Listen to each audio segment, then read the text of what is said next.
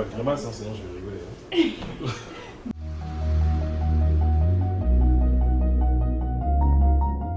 Alors, moi, je m'appelle Sébastien Diatta, je suis à la tête de la boutique Netchoose depuis plus de 5 ans maintenant. Une première boutique à Évreux et une deuxième boutique qu'on a ouverte à Mantes-la-Jolie, ça va faire maintenant 1 an et demi.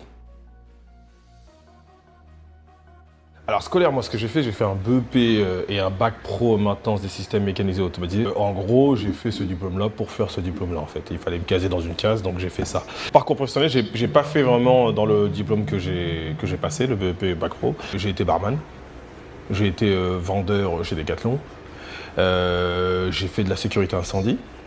Et j'ai été videur aussi dans les boîtes de nuit. Et j'ai fait aussi de l'événementiel où j'ai organisé mes propres soirées.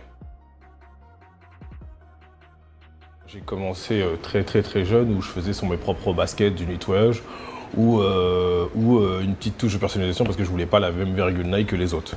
Voilà, donc ça fait très longtemps. Si je dois vraiment le mettre en termes de temps, je dirais ça doit faire plus de 15 ans facile. Moi j'ai toujours été un fan des sneakers. Et quand j'ai vu que voilà, il y avait vraiment un peu une hype dessus sur la basket, je me suis dit c'est peut-être le moment.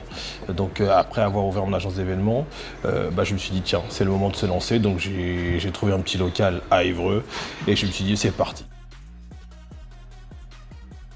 Alors quotidiennement ce que je fais ça va être du nettoyage, ça va vraiment être de la prestation de service. Donc je fais du nettoyage et aussi de la recoloration.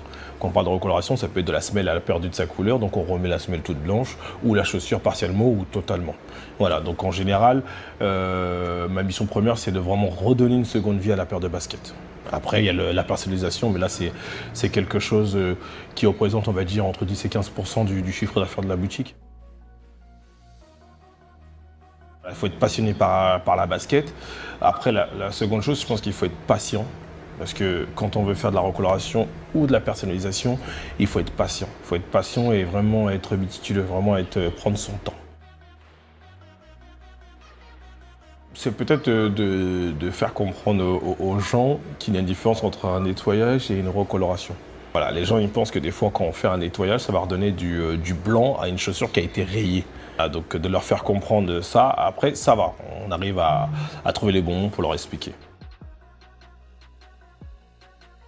Alors, dans les projets à venir, là, ce qu'on est en train de préparer, on est en train de préparer un kit de nettoyage pour les clients, parce qu'on a une forte demande sur ça. Et on est en train de faire la production de nos propres brosses avec le marquage Netchoose, etc., le produit, la serviette. Et il y aura aussi une chaîne YouTube qui donnera des conseils comment nettoyer sa paire de baskets à l'aide du kit de nettoyage, bien sûr. C'est pas vraiment des anecdotes, c'est vraiment des trucs qui sont un peu marrants des fois que je rencontre souvent. C'est des gens qui m'envoient un message ou sinon qui viennent directement en boutique et qui me disent quel produit utilisez-vous pour nettoyer telle paire. Donc c'est des petits trucs un peu marrants des fois où qui me disent comment je peux enlever cette tâche-là.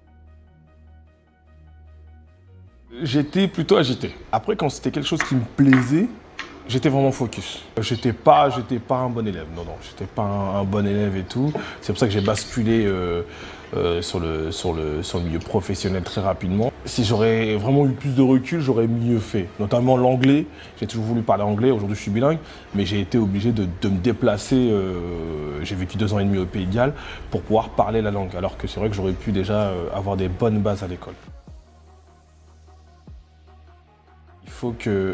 Il faut que la personne croie en lui. Voilà, il ne faut pas qu'on se dise il n'est pas bon en maths, donc on va le mettre en BEP mécanicien, ou c'est pas péjoratif ce que je dis, hein.